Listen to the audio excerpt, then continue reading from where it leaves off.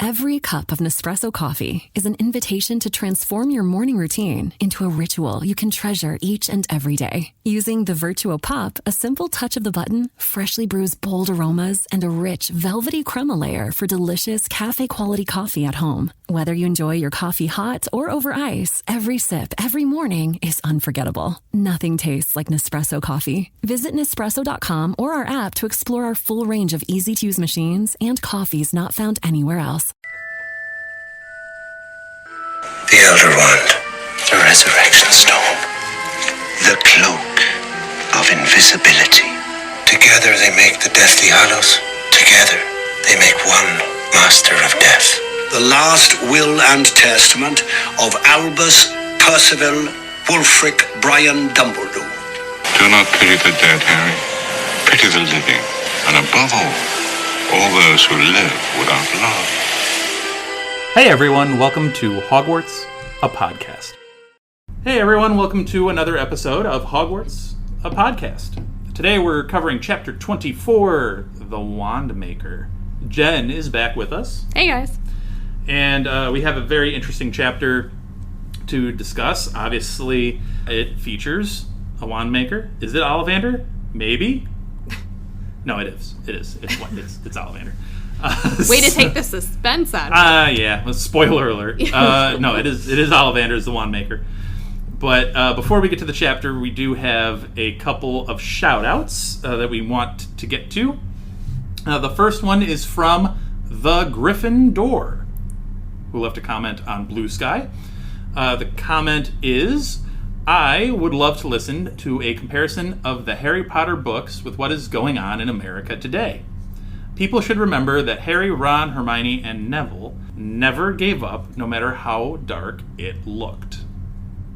So obviously the Gryffindor is touching upon some similarities between the wizarding world of Harry Potter and modern, current-day events and politics. And generally, we've tried to stay away from a lot of the current vibe and mood that is in the world today. Obviously, there have been some similarities with how the Ministry has flipped, and there's new regimes, and there's also some controversy, to say the least, surrounding the author of these books. There is a lot of discussion that can and frankly should be had on all of those topics. However, as a podcast, we're going to address those. It just might be in an episode after these books are done. We might have a special episode dedicated to those types of things, with whoever might be comfortable talking on the politics of the day and the controversies surrounding JK. So we will address those. It'll just be in its own special episode post the books. But I think it is hard to ignore what's going on in the world. As much as I think we've all used Harry Potter as an escape, I think, in so many different ways, it is hard to ignore some similarities between what Harry has struggled with and what is going on. So we'll get there.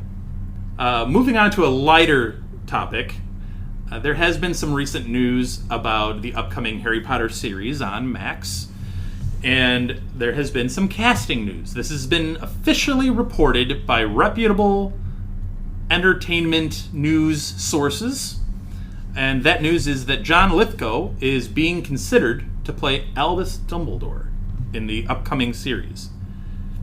So, naturally, I wanted to ask our community here what they think of said casting. First of all, let me just say, John Lithgow is a phenomenal actor. He is. And he could probably play whatever role he wants and do it phenomenally well. So let me just throw that out there before I get into my 2 cents. But my 2 cents is that I think, instead of Dumbledore, he would make not just a good, I think he would make an outstanding Horace Slughorn. Which the only downside to him being Slughorn is that John Lithgow would only be in like the back end of the series. But I think he'd be so good. Molly agrees. She commented on Instagram when I posted this story that he'd be a great Slughorn. When I texted Julie about it, she does like him as Albus, but also agrees that he'd be a great Slughorn. Jen, this is your opportunity. What do you think? So if I'm being honest, I think he would do a good job no matter what role he was in. I could see him playing Albus, hopefully, with a little bit of like a kooky side to him, which I think is definitely essential for the Dumbledore for the first few books before we get really serious into the nitty-gritty plot points for Harry Potter. Mm-hmm. So, like, I don't have a problem with him being Dumbledore. I could see him as Slughorn. I think maybe physically, I think just looking at him, he's kind of more Slughorn. He reminds me more of Slughorn than Albus. I don't really have a strong preference there. He's just not necessarily the first person I would think of for it. So I'm interested in seeing what he's going to do with it. I think he could definitely pull it off acting-wise. I was very surprised by this as the announcement. I didn't think that... we should confirm it's not a confirmed... a rumor casting. that... I was surprised that he was put forth in a rumor for being Dumbledore. Because he just wasn't on my radar at all. It's only confirmed that he's being considered for the role. Yes. I agree with Tattoo Dad on Instagram. Yeah. Age is a concern. So Tattoo Dad on Instagram says he's a phenomenal actor, but the dude is how old? And he will be how old at the end of the series? It doesn't really seem like a casting decision that takes silly things like the passage of time and average human lifespans into consideration. But if he stays healthy for the duration, then he'll be great. As for the non-UK thing, I'm fortunate that I'm American, so an accent not being perfect probably won't bother me. I personally would rather see Alan Cumming as Dumbledore, but that's just my own ideal fan casting. He does also bring up an interesting point on the UK thing. To the age thing, I believe John Lithgow's in his upper 70s. He's 79. 79. So age can be a concern, especially when you're thinking of Richard Harris and how that went. You should also kind of get an older... It's not like you want Jude Law playing current Dumbledore. No. You know what I mean? You're going to need an older person. Yeah, but I think I'd rather someone in their early 70s. What do you think about the rumor that Gary Oldman wants the role? Switching from Sirius to Dumbledore. I'm of the opinion that anything Gary Oldman wants, he should get. That's fair. He's a great actor, too. He's an amazing actor. I don't know what he truly looks like. He's also come out and said that he himself thinks he could have done better as Sirius if he had known the real gravity of the whole story and had really taken it a little bit more seriously. He could have done more with that Sirius role. So I think now that he knows the whole story and knows the full depth of what an Albus Dumbledore character is, I think he can be very good at it. I'd love him in any role. As for the non-UK thing, that is interesting, because it has been tradition to be either a UK or Irish actor. Yep. And that's an interesting dilemma as to what you do with that. Because obviously there are a lot of UK and Irish actors, but it's not an unlimited supply either, so can you fully recast an entire Harry Potter universe with just new UK and Irish actors, or are you going to have to dip into other countries? I don't know. Well, I hope and trust that that the casting will be good. It's going to be hard to do better than some of those original cast. Yes. I'm open to it, and I'm not going to punish the new actors for not being Alan Rickman or Helena Bonham Carter, but it's hard. It's hard. Big shoes to fill. Yeah, no, they are. Gary Oldman is currently 66. Okay. So I would be like... Yeah, that's more closer to your age range. Yeah, I would love that for Dumbledore. I have seen... What have you thought of some of like the fan casting suggestions of having Tom Felton be Lucius? Those are interesting. And having... Wait, who's the other one? Hold on, I just had it. Oh, Adam Driver being Snape. I wouldn't hate Adam Driver as Snape. That'd be a bulky Snape, though. Fair. No one's picking on that guy in school. Snape got jacked. Yeah, kinda. Snape got in shape. He's been benching.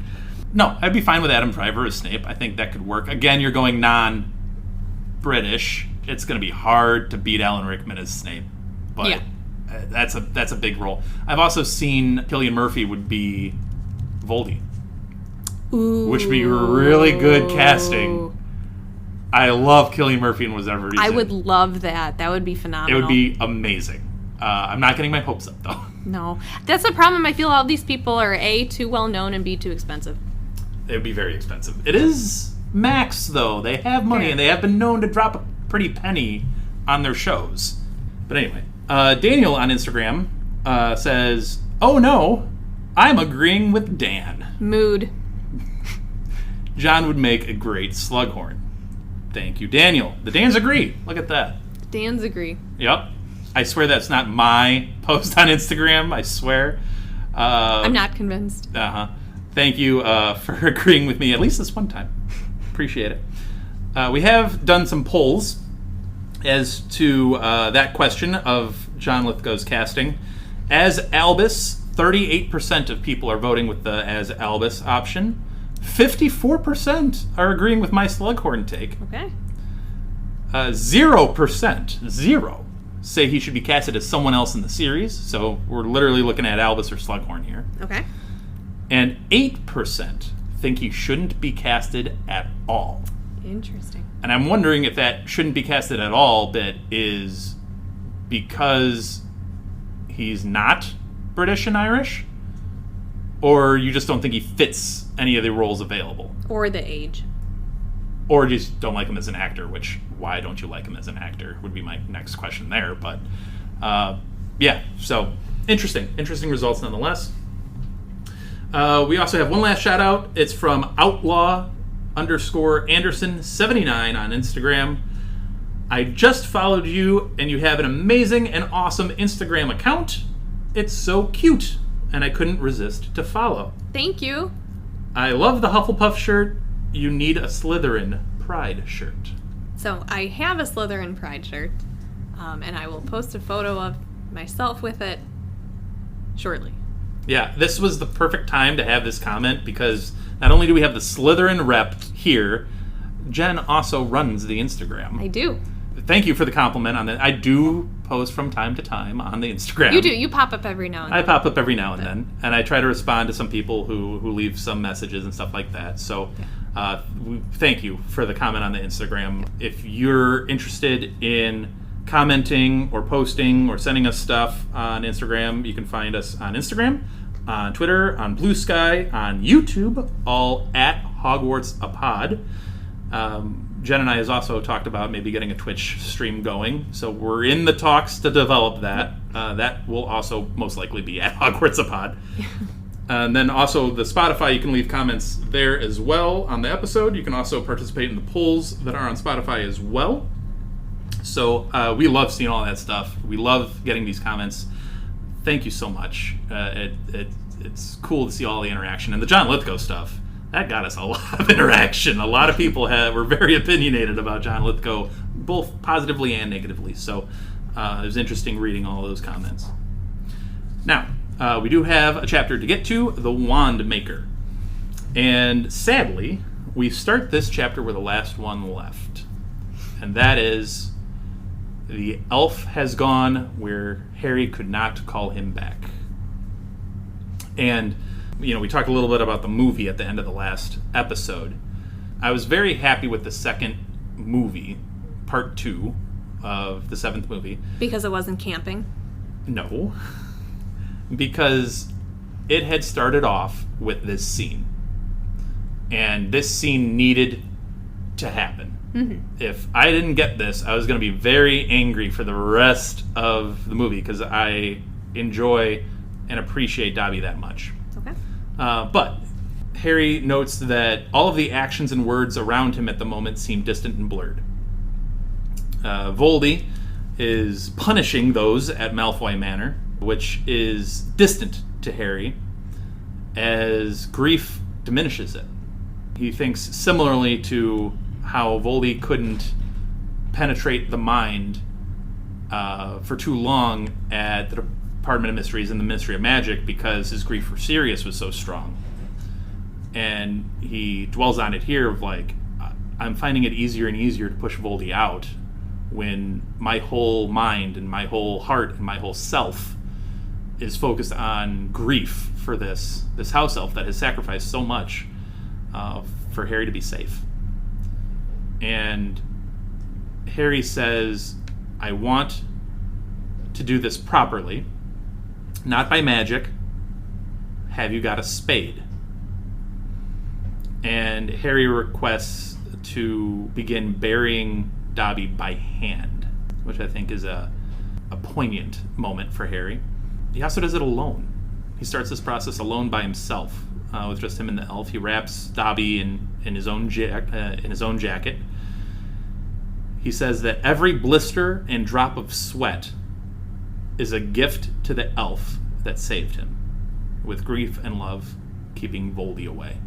I love the line when he describes the grief-love combo, because it's grief, it seemed, drove Voldemort out, though Dumbledore, of course, would have said that it was love. A, I just love that idea. B, that is what Dumbledore would say, because grief is... It's the line from WandaVision where it's, what is grief if not love persevering? Yeah. They're two sides of the same coin. Yep. Well, I guess we should double back just a bit. He glosses over the idea that Voldy is punishing Malfoy Manor. I can't imagine what that punishment must be like. That's gonna hurt. I mean, if anybody survives that, they should be grateful, I think, because I can't imagine what his rage would be. Like, you had him here in a cellar, and you let him escape? A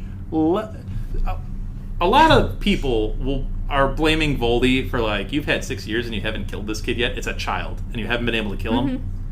In Voldy's defense, a lot of the times it's been others messing up and screwing up, not enabling Voldy to even get the chance to kill the kid. Yep. And this is a prime example of it. And this is a prime example. Hallows and Horcruxes have suddenly been driven from Harry's mind, and instead filled in by feelings of loss and fear. Those two feelings have seemed to hit the reset button in Harry, and I just feel like, when you're stuck on something, and then you just get a jolt to your system, and now you can think clearly and objectively again, and be like, okay, I'm refreshed. What do I actually need to do? Yeah. What do I feel I have to do, instead of just being so hyper-focused on, like, one thing? And he's having this moment, and as he's dropping these, sweat, blood, and tears into digging this grave for Dobby, he's able to think clearly again about what his goals actually are and how to achieve them. It's like burying Dobby is a form of therapy for Harry. We've talked about this lack of actual therapy in the wizarding world. Him actually doing this physically, shedding these blood, sweat, and tears to bury a friend, has enabled Harry to work through some of his stuff. Yeah. And there is a very strong connection with some types of therapy to engaging your body and moving your body. And so this is... He really is performing his own therapy in this moment. And it is a very sobering moment that's helping him regain his perspective. So eventually, Dean and Ron both join Harry. And they do not ask why he is digging this by hand and not using magic. Instead, they just join him. I love that. Like I said, Dobby is wrapped in Harry's jacket. Ron takes off his shoes and socks and puts them on Dobby. Dean offers up a hat, and Harry places it on his head. At this point, Luna, Hermione, Bill, and Fleur also join the crowd. Harry compares the grandness of Albus's funeral to the humbleness that is here, and how it's a shame that Dumbledore has a perfect white marble tomb on a beautiful lake in front of a beautiful castle, and he had all these dignitaries there and all these important people, and instead you're getting a hodgepodge group of people who have been through a world of hurt and pain, so they look miserable. They feel miserable. Yep. He's getting buried in a patch of dirt between a couple of bushes. in essentially a non-remarkable grave. This is not what Dobby has deserved. No, it's not at all. For all that he's done and all that he's sacrificed. And Luna comes in and says that some words should be shared on behalf of Dobby. And I will say those words from Luna. Luna said, "Thank you so much, Dobby, for rescuing me from that cellar. It's so unfair that you had to die when you were so good and brave. I'll always remember what you did for us. I hope you're happy now." She turned and looked expectantly to Ron and to Dean, who both could only muster thanks. And then Harry, who says goodbye, and that's all he could actually muster. He stayed behind after Bill then picks up his wand and does a little flourish to shovel all of the dirt back on the house elf. And he stays behind and picks out a stone and carves the words with his wand, "Here lies Dobby, a free elf."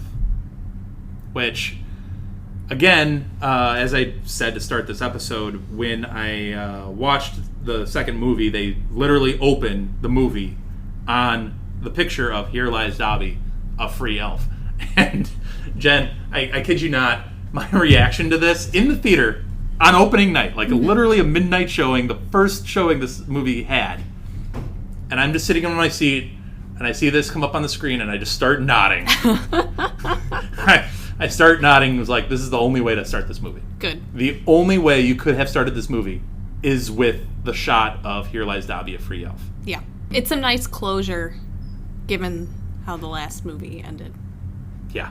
It's again one of those lines and one of those moments that you reflect on the stories. Mm-hmm. If you've been reading these stories, if you've been hiding away in these books from all of whatever's putting you down in the world, whether it be, people you're not getting along with at school, or, your own kind of struggles, whatever they may be, the politics of the actual world, whatever they happen to be. Mm-hmm. If you've dove into these books and lived a little bit through Harry, you know how much this means to him, and this character means to him.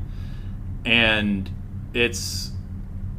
I'm so happy that both the movie and this book gave the time, yes, to devote to this character. I lament the fact that we didn't have this time for Sirius. I lament the time we didn't have this for either Moody or Hedwig, because I think all of these characters deserved a moment. Yeah. But I'm so thankful that we at least get a moment to mourn Dobby. That's very well said. Thank you. We do move on to, again, catching up to what the actual Wizarding world is up to now that we're at Bill and Floor's. And Bill says that the Weasleys have gone into hiding. They have moved to Muriel's, and they were lucky that Ginny was on holiday because they were able to get to her. If she was at Hogwarts, they don't know that they were going to be able to extract her from Hogwarts. Yeah, it's concerning. So they were obviously at the Burrow, mm-hmm. and when all of this broke down, they're like, well, we now know that everybody knows that Ron is with Harry, and they were just at the Malfoy Manor, so, yep. We need to get them all out of the Burrow. Yep. And they were all worried and concerned, and Bill was like, hey, look, everybody knew this was just a matter of time before they came for our family. We're the biggest blood traders that the Wizarding world knows. They've had a target on their back for a while. Exactly. Arthur had always figured that it was just a matter of time, so they had a game plan in place. Smart. For, hey, when this eventually does not go our way, here's what we're going to do. Yeah. And they've put up a Fidelius charm at Muriel's, with Arthur being the secret keeper, which I'm assuming, since Bill also mentions that none of them can go to work, I imagine Arthur's just in the house the entire time? Yeah, I think he's just chilling. So this should be a pretty impenetrable fortress if the only person that can break it is never outside of it, right? Yeah, I would assume so. And Muriel apparently has a whole mansion because they say that she's got ample room. Yeah. Unlike they do at Shell Cottage, which, by the way, is also protected by a Fidelius charm, which Bill is the secret keeper. So, again, same thing. Same thing. I can't imagine Bill is leaving very much because, again, he's not going to Gringotts anymore. So, yeah, pretty protectable home. But he does mention that the plan is to also move Ollivander and Griphook to Muriel's because of the extra room at Muriel's. Harry, at the mention of Ollivander and Griphook leaving Shell Cottage, says no.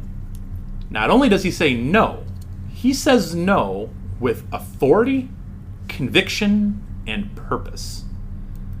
And so as we're going on the rest of this chapter, with that note of him saying no with that kind of authority and clarity, I would like to imagine the rest of this chapter with the same kind of conviction from Harry. I definitely did.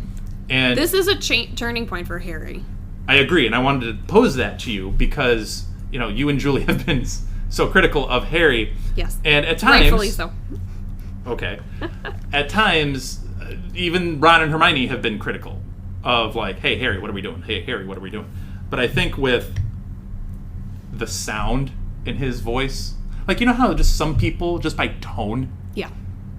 You know that you shouldn't mess with them. Not necessarily in an aggressive way, but just like... Yeah. Oh, they're serious. Yes. Like, they're not messing around. They're not throwing something out of left field. They are serious about this. And there's like a tone change. Yes. That's what I envision Harry here. Yeah. After he's buried Dobby and all that reflection and thought and clarity that he's had while doing that has now bled into, no, this is what we're doing. He has a plan now. Yeah. Harry wants to see Ollivander and Griphook immediately, but separately. So, Harry washes up and thinks of the blue eye that he saw. He also thinks of the quote, the famous quote, "Help will always be given at Hogwarts to those who ask for it." And I think, that line stuck out to me because, one, it's a great quote, and it's a Dumbledore quote. Yeah. It's also that a lot of people might laugh off the help that he said in the middle of the forest where nobody's clearly around and the doe disappeared and there's a sword. Yeah. And it is kind of laughable to think like just saying the word help might do it, but he has had history with saying the word help and it happening, and then here with the help will always be given at Hogwarts to those who ask for it. The sword has been involved in it twice too, because it was the pond in that, and then it was also when he was fighting the basilisk. Correct. So he's having this recurring thing of like, it's just a great quote because there are so many people that are so hard-headed. I am one of them who doesn't love asking for help. I used to be. I don't like it. I want to try to solve it myself. Mm-hmm. I will grant you, I used to be worse with it. I am better now because as much as I would love to carry everything on my shoulders, you just can't sometimes. Yep. And you have to ask for help, and that's okay. And I think that's important to know, and I think it's important for him to reflect on. And I think it's been important for him to reflect on this entire book because from the get-go, he's wanted to take on this whole thing by himself. He's given Hermione and Ron multiple outs to being like, you don't have to come. You don't have to come with me on this journey. You don't have to come risking your lives. He hasn't outwardly even asked for their help. They've just freely given it, which has been great, and he's been very thankful for that. But I think it's increasingly important for him to get others help and guidance. People want to help him. People want him to succeed. People understand the cause that he is fighting for. But he himself needs to realize it's not just him. It's okay. Yeah. And it's also poignant that he thinks of help will always be given at Hogwarts to those who ask for it. Well, guess what? He's about to ask for help.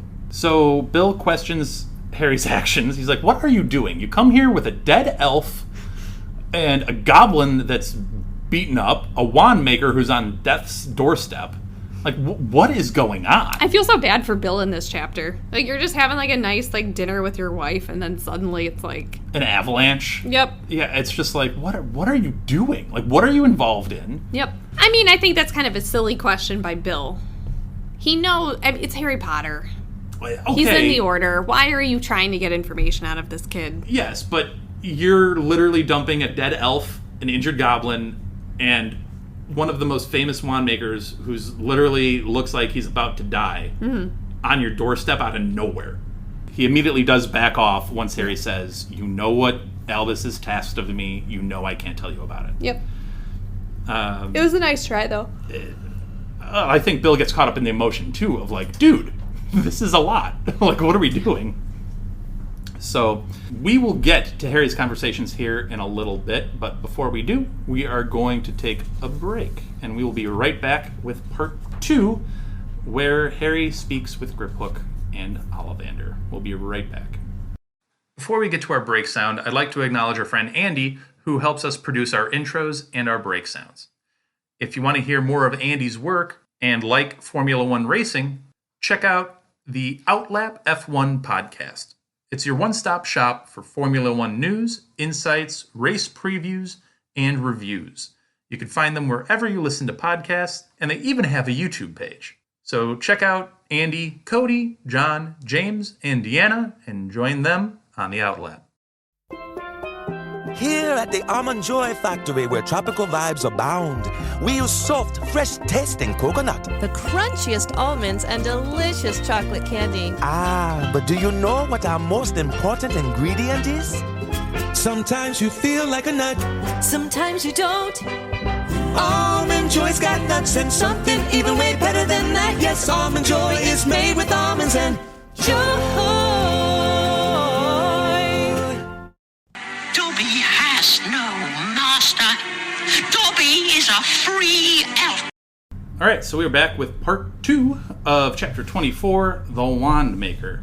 However, we are not starting with the Wandmaker. We are starting with the Goblin. Harry chooses to speak to Griphook first. He does say that, hey, Ron, Hermione, join me for this one. Ron and Hermione note his tone change from before and that level of authority that he has, which they're not used to him having that level of conviction when he speaks. So I think they were thrown off a little bit, and they're like, oh, Harry means business now. We should, like, take a step back, maybe, and let him do his thing. And it's interesting that he brings Ron and Hermione with him. I liked that they described it as they were lurking. Yeah. So, Griphook, we get this little bit of stroll down memory lane, because Harry asks Griphook if he remembers that he was the goblin that, and then Griphook finishes the sentence, showed you to your vault at Gringotts the first time you came.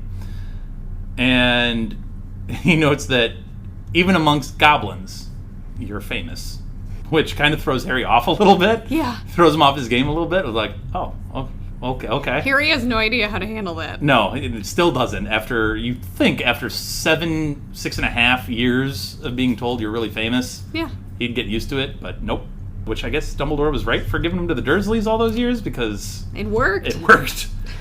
Anyway, Griphook goes on to question why Harry buried and dug the grave for a house elf. He also continues on with, you also rescued me, a goblin. And Harry's like, yep, I did both of those two things. Why does that matter? And Griphook just looks at him and is like, you're a really odd wizard. You're kind of weird. I love that because Harry just has no idea what to do with that. No. He's like, okay, moving on. Like, just moving forward. But it's interesting because they do kind of look each other up a little bit. Mm-hmm.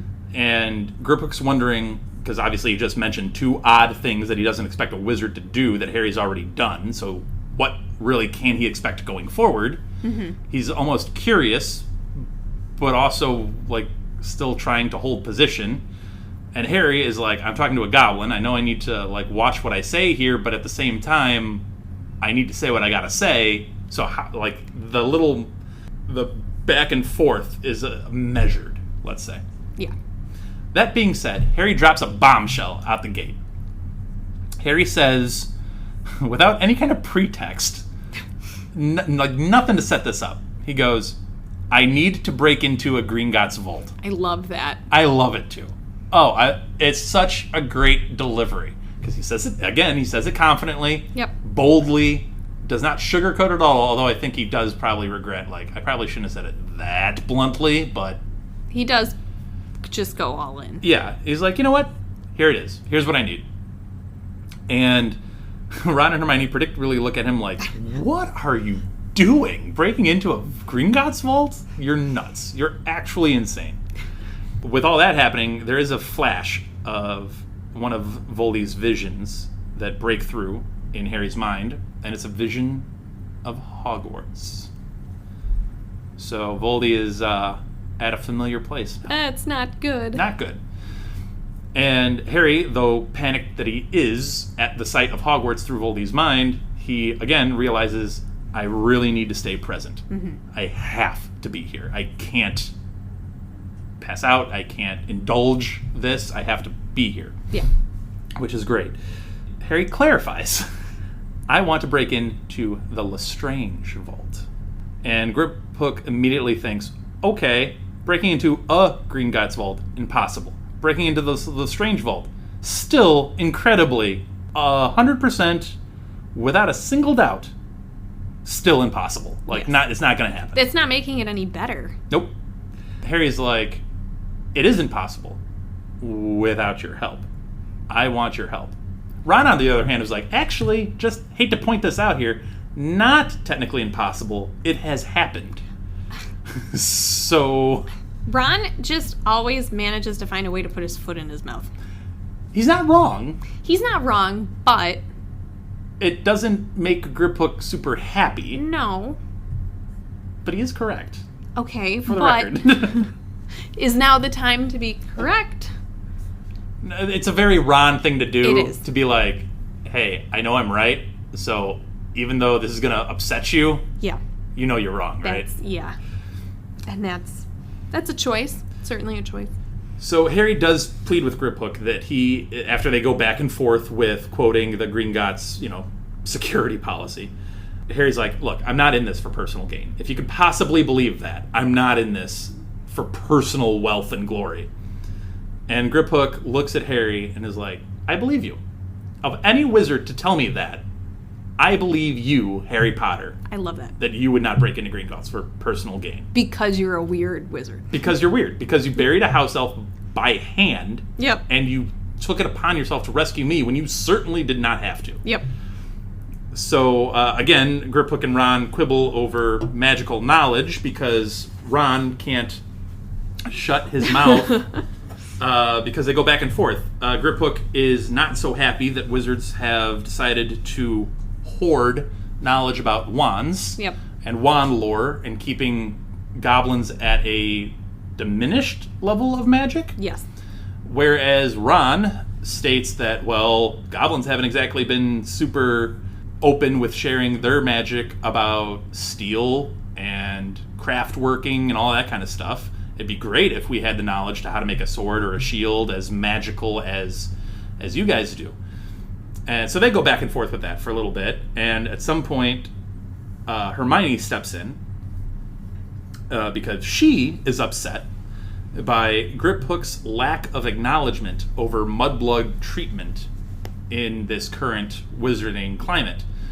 And it comes from Griphook saying, like, hey, wizards have always held us down. Wizards are in control now. Look at what the Ministry is doing now. They've taken over Gringotts. They've taken over our domain, Goblin's domain, and they've discarded us. And Hermione's like, are you kidding me right now? Yeah. I am probably more hated than you are by, like, a lot. I literally just got tortured. Yeah. Like, literally, do you see this? And Yep. she pulls down the thing that she's got covering her wound, and there's blood still trickling out of it. Yep. She's like, I'm more hated than you are right now. Yep. Like, they are specifically targeting me to eliminate me. Yeah. You're out of a job. I might be out of a whole life here soon. So, like, if you really want to compare hardships, let's down. compare hardships. Yeah. And Griphook, to his credit, does not really push that matter. Smart move. He does switch avenues, switch topics. And he questions why Harry even wants into a Gringotts vault, especially considering the fact that he knows that that's not where the real Sword of Godric Gryffindor is. The real Sword of Godric Gryffindor is right here with me in this bed. So Harry comes back with, well, there's other things in that vault. And he also says the point where, she was really upset when she thought we even got into the vault. Yep. She was livid. She was out of her mind when the possibility of us entering that vault was brought up. There's got to be something there. Yep. So he's like, Griphook, there's other things in those vaults. There's other treasures to be had. And Griphook's like, I'll think about it. I'll think about helping you out. Kills me.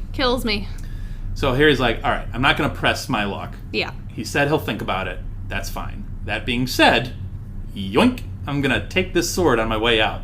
And he grabs the Sword of Godric Gryffindor as he leaves the room. Griphook is not happy about that. No, Harry notes a look of resentment in his eyes. Yep. Which is an interesting look. But he doesn't fight him on it. Also, clearly he doesn't understand how the sword works. Even if he does take the sword, it can still leave him at some point. Yeah. Yeah, that's odd. But Harry, once left the room, does tell the others that he not only expects something valuable to be in the vault, he expects a Horcrux to be in the vault. Which Ron is like, why would he keep something in Gringotts? And Harry goes on this explanation of Voldy would have envied those with vaults at Gringotts because that was a true connection to the wizarding world. Makes sense. It's like all about pedigree and ancestry and family history, and he wouldn't have one. He goes on to say the safest place to hide something other than Hogwarts is Gringotts. And they already think a Horcrux is very likely at Hogwarts. Yep. They think that's one of their top places. So it would make sense that there could be something at Gringotts, especially in a Lestrange vault that's so hallowed in pure blood lore and so ancient that it would be very well protected. It would make a lot of sense. Yeah. And Ron looks at him and goes, you really understand him? And Harry's like, parts. Yeah. Bits of him. Yeah. Not the whole Not thing. all of it. Not his whole shtick, But what do you think about this interaction with Griphook? No, I think it's really interesting. I think Griphook seems a little bit cagey. Definitely reluctant to help. A little antagonistic. I can't tell. Especially for someone that just got rescued by this guy. Yeah, that's the interesting part. Do you think that this is because of pre-existing animosity between wizards and goblins? Do you think that Griphook is just cantankerous? All of the above? That's fair. Also, he's just been through a horrible, horrible event. Also true. So, yeah, I can't imagine he's super happy to just help the next person. In his defense, when I'm reading this conversation and I'm like, hey, thanks for rescuing me when you didn't need to, and Harry's like, no prob, and then Harry's like, hey, I need you to do something for me. I'm like, you lose some. In my mind now, I'm wondering, did you save me because you needed something from me? I wonder if Harry had actually thought about... So, do you think Harry thought about that as he was rescuing Griphook? I'm not sure. I am going to give Harry the benefit of the doubt. Yeah, I don't think he did. I don't think he did. I think he did it out of the goodness of his heart. Someone's being tortured. He Yeah. saved everybody else. Here's another person or another being that's being subjected to horrible Yes. environments. I'm going to get him out of here. However, I don't think that the optics are good. That's fair. Yeah, he could have gone about it with more tact. But I think Harry's also thinking, I think he came up with this idea of Griphook. We can talk a little bit about this more a little later, too. But I think he came up with an idea for Griphook as he was digging Dobby's grave. And I think he knows, as he mentions a couple of times throughout this chapter, I'm against the clock. I don't have time to, milk this. I don't have time to massage this to my benefit. You have to put all the cards on the table. All the cards. You're pushing yourself all in. Yep. And you're even pushing yourself all in one direction, which, again, we'll talk to that idea in a bit here. The next visit is the Wandmaker. The titular Wandmaker. Indeed. We visit Ollivander, who looks really, really rough. He's like an inch away from death. Yeah. Here's my thing. I get that you're meant to torture this guy. Yeah. To seemingly get whatever you want out of him. But he's a famous wand maker. Mm-hmm. You need him conscious. What if you need a wand?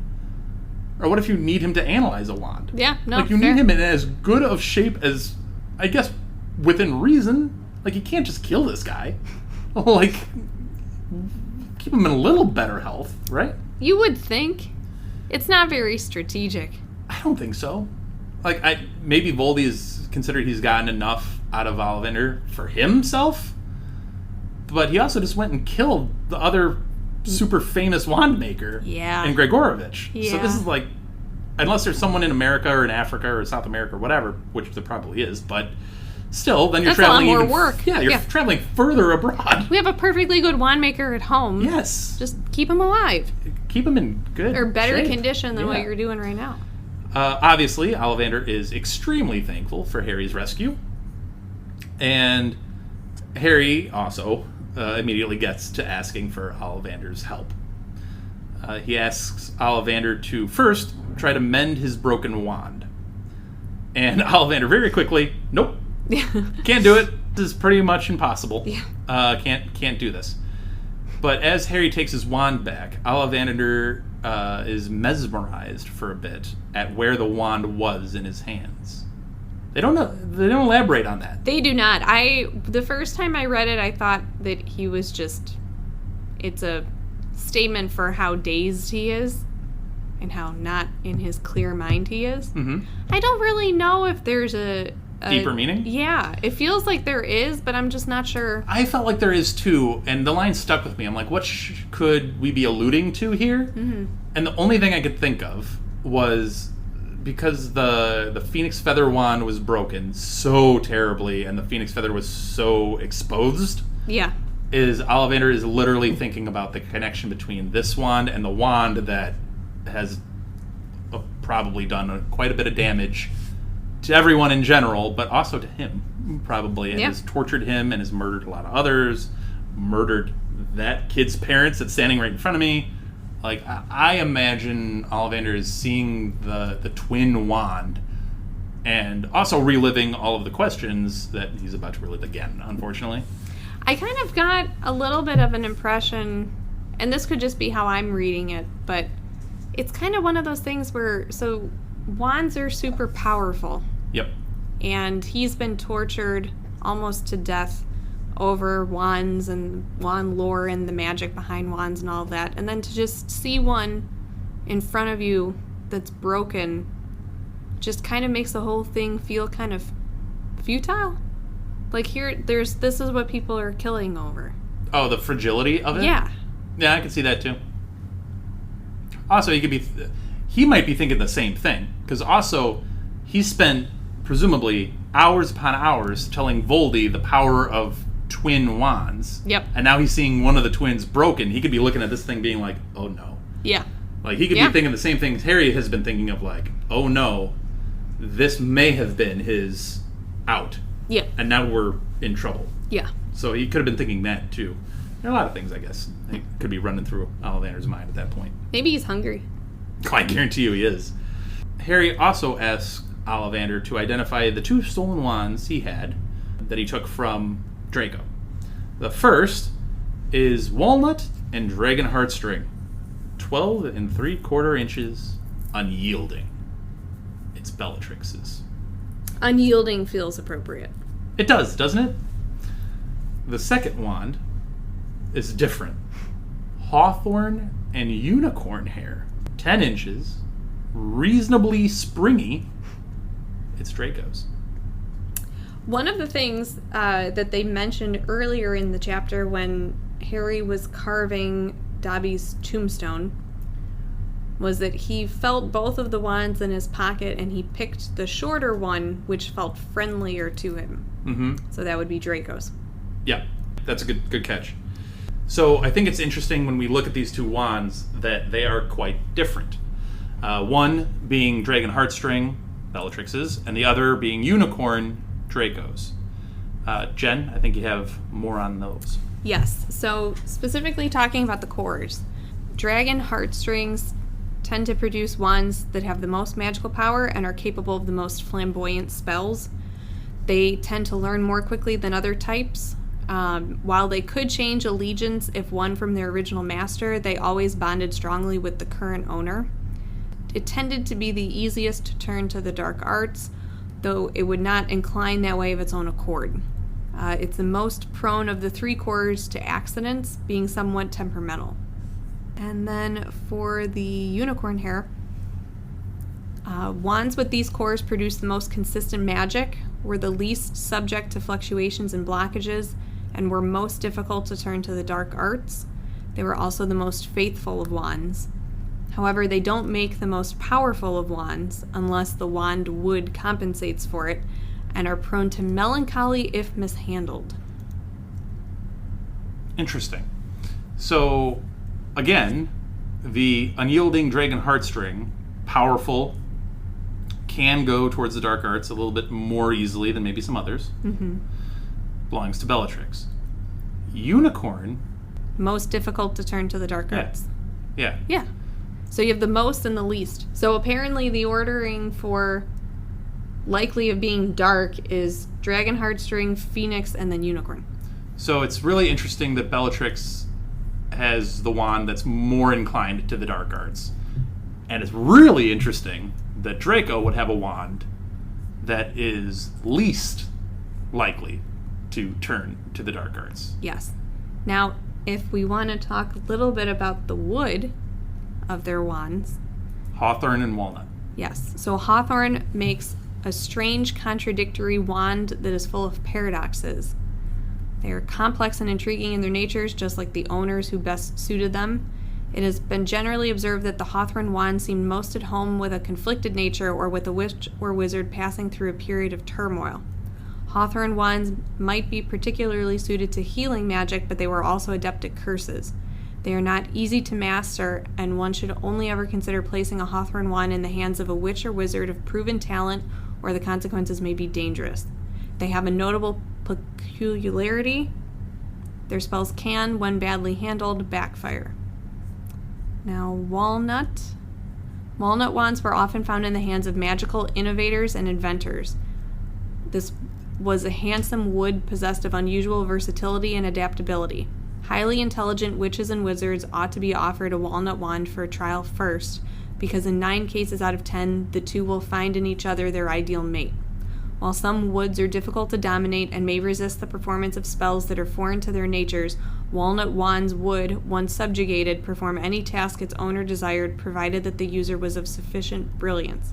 This made for a truly lethal weapon in the hands of a witch or wizard of no conscience, for the wand and the wizard might feed on each other in a particularly unhealthy manner.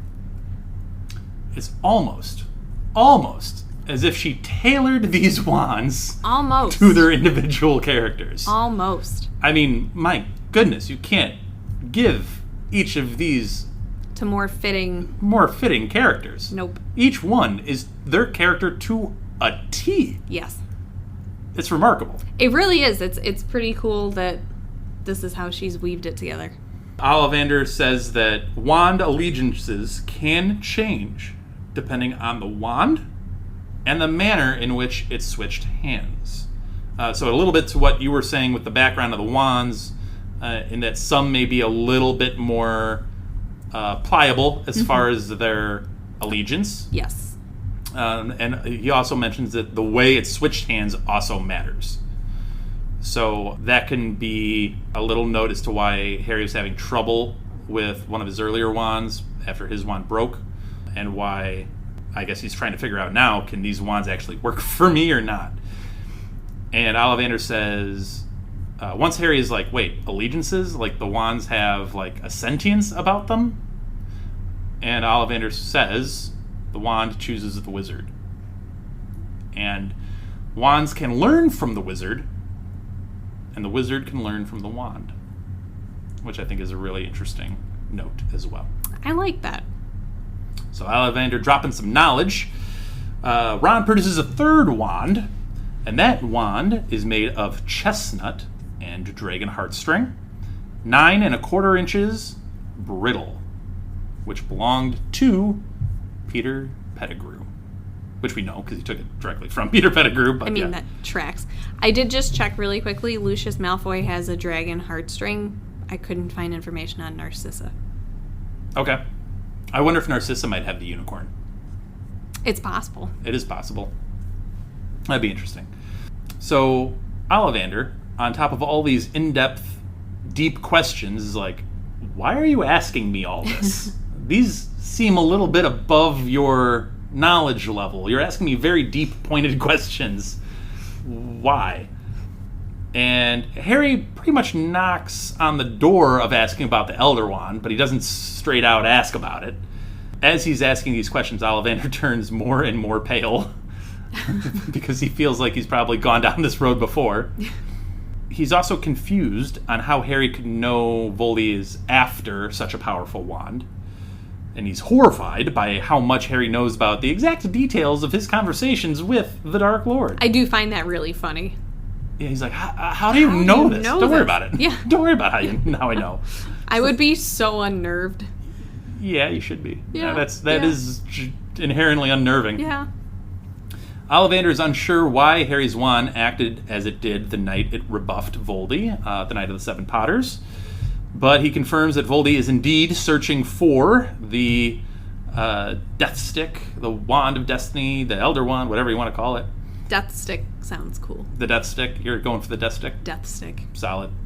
Hermione, at the news of Ollivander confirming the search and confirming that he believes that it does exist, flabbergasted. Absolutely stunned. Because who is she to shout down literally the expert on wands in the country? Yep. This is such a great I told you so moment, but Harry's so far past that now. He gives her a look of like, I told you, but he doesn't say it. But he stays on point. Yep. Ollivander worried that Voldy with the Death Stick is quite formidable. It's not completely invulnerable. It doesn't make him invincible. But he's a pretty solid wizard, and with a powerful wand, yeah, that's not a great thought. It's concerning. Yep. But yeah, Ollivander is convinced that the wand does exist, and Voldy is after it. So how does Voldy know about this? How does Voldy track it down? All that kind of good info. Well, Ollivander has a thought on that too. He thinks Gregorovich did have the Elder Wand. Why does he think that? He bragged about it. Smart. He said he did. He's so smart. He said he had it to what Ollivander thinks. And again, this is a slightly biased take from Ollivander. Ollivander thinks Gregorovich boasted about it to boost his own wand sales. I think that's hilarious. And I'm like, is that true, or is that just some wand-making competitiveness coming out? But anyway. It's just this really deep-seated hatred between the two. I think they have quite the rivalry. I think they go to wand-making conventions and have dueling, tables setups. And they try to outdo each other with their own, wand displays. And yeah, I think that's a whole thing. It's a whole rivalry. I would have loved to have heard more about that. Ollivander seems completely oblivious, however, even though he knows or believes that something called the Death Stick is in existence. He seems oblivious as to what the actual Deathly Hallows are. I thought that was interesting, especially if it's I guess it's not outwardly called Deathly Hallows, it's called the Tale of the Three Brothers, but if that's a pretty common childhood wizarding tale, I would have thought that he would have... You would have thought that he'd either have heard of the tale, have read the tale, or considering he's a Wandmaker whose whole expertise is completely based upon knowing everything there is to know about wands, he would have come across this legend a time or two. You would think so. On the flip side, maybe he's just it's a children's book and... maybe. He's just outright dismissive of... It gives more credence to how the Ministry of Magic could have missed the Hallows symbol over the story in the Tales of Beetle of Bard. Yes. Because if you're having really credentialed people who have specific expertise, yes, completely whiffing on what they are, yes, I mean, what are you going to do with that? Yeah. We also saw the symbol being worn on Xenophilius's necklace, right? Correct. Okay, so then you've also got the connotation of which family is this associated with? It's the Kooky family, so maybe not a lot of credence. A lot of conspiracy people put theorists into this. Yep. Yeah. Mm-hmm. So that concludes the conversation with Ollivander. They leave the room, and Harry catches up Ron and Hermione on this whole thing. He says, Grindelwald stole the Elder Wand from Gregorevich. Albus took the wand from Grindelwald during their famous duel. And the wand now lies at Hogwarts, where Voldy has arrived. Okay, but can I just say that I thought this was really funny because he's catching up Ron and Hermione while also, like, slowly, like, he knows that these visions are going to start bursting through. So he's, like, slowly walking outside and, like, kneeling down and just, like, preparing for the onslaught of, and it's just this, I have this great picture in my mind of, like, him kneeling while he's explaining this to them, and then just like beads of sweat dropping, and then just like falling over, vein popping in his forehead, just